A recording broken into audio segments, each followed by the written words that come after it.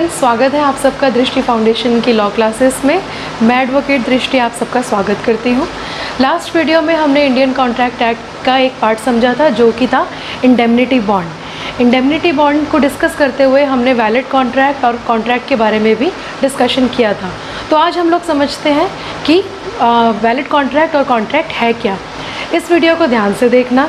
इस वीडियो के अंदर हम लोग ये भी समझें वैलिड कॉन्ट्रैक्ट की कंडीशंस क्या होती हैं, प्लस अगर आपने इस चीज़ को ध्यान से समझ लिया तो उससे रिलेटेड जो भी टॉपिक्स होंगे वो भी आपको बहुत इजीली क्लियर हो जाएंगे।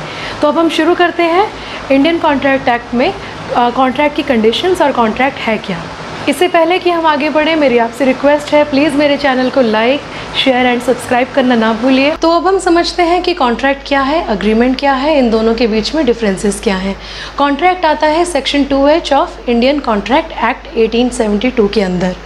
अब जितने भी कॉन्ट्रैक्ट्स हैं, it means all contracts are agreements, however all agreements can not be a contract. इसका रीज़न क्या है? इसका रीज़न ये है कि एक अग्रीमेंट को कॉन्ट्रैक्ट बनाने के लिए जो एसेंशियल एलिमेंट है उसकी ज़रूरत होती है, वो क्या है? वो एनफोर्स्ड बाय लॉ होना चाहिए। अगर वो अग्रीमेंट एनफोर्स्ड बाय लॉ हो जाता है तो वो कॉन्ट्रैक्ट बन जाता है। अब ऐसे कौन से अग्रीमेंट्स होते हैं जो कॉन्ट्रैक्ट नहीं होते? वो होते हैं सोशल एग्रीमेंट्स। इसका एग्जाम्पल ये है कि एक दोस्त ने दूसरे दोस्त से ये प्रॉमिस किया कि आज मैं क्रिकेट मैच जीता तो आपको पार्टी दूंगा, लेकिन क्रिकेट मैच जीतने के बाद अगर उस दोस्त ने अपने दूसरे दोस्त को पार्टी नहीं दी तो वो दूसरा दोस्त अपने जीतने वाले दोस्त पर कोई लीगल एक्शन नहीं ले सकता, क्योंकि उसके पास कोई लीगल रेमेडी नहीं है। रीज़न बीइंग क्योंकि वो जो कॉन्ट्रैक्ट था वो एक सोशल एग्रीमेंट था, वो एक सोशल एग्रीमेंट होने की वजह से एनफोर्स्ड बाय लॉ नहीं था। तो अब हम आगे इसके बाद समझेंगे कि एसेंशियल एलिमेंट्स क्या है और कंडीशंस क्या है वैलिड कॉन्ट्रैक्ट। तो अब हम समझते हैं कि एसेंशियल्स और जो कंडीशंस हैं वैलिड कॉन्ट्रैक्ट की वो क्या होती हैं।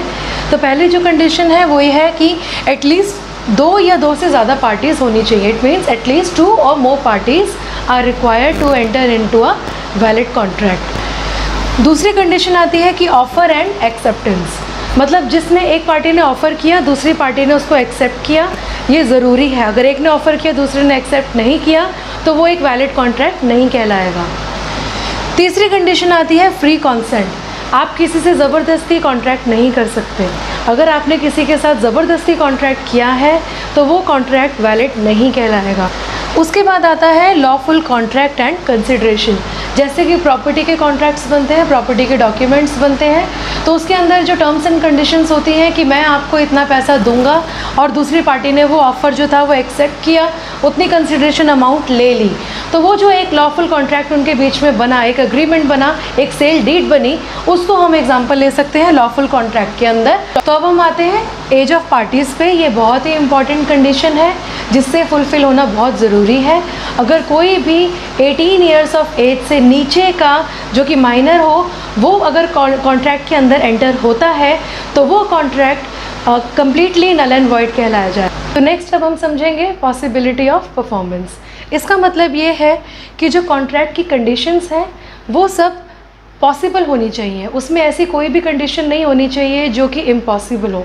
फॉर एन एग्ज़ाम्पल, एक पार्टी दूसरी पार्टी को ये कहती है कि अगर आप मेरे साथ इस कॉन्ट्रैक्ट में आते हैं तो मैं आपके लिए तारे तोड़ लाऊंगा, तो ये चीज़ इम्पॉसिबल है। इसी तरह से ऐसी कोई भी कंडीशन पार्ट ऑफ कॉन्ट्रैक्ट नहीं होनी चाहिए। अब नेक्स्ट कंडीशन आती है मीनिंगफुल। जो कंडीशंस है कॉन्ट्रैक्ट के अंदर दोबारा से वो मीनिंगफुल होनी चाहिए, दोनों पार्टीज़ को समझ में आनी चाहिए कि इसका मतलब क्या है। कोई भी इसमें हिडन क्लॉज नहीं होना चाहिए। ये एक ऐसी लैंग्वेज में हो जो दोनों पार्टीज़ इजीली समझ सके। तो आपने जैसे कि अभी कंडीशन समझी, कॉन्ट्रैक्ट का मतलब समझा, उम्मीद है कि आपको ये सब समझ में आया होगा। Thanks for watching my video.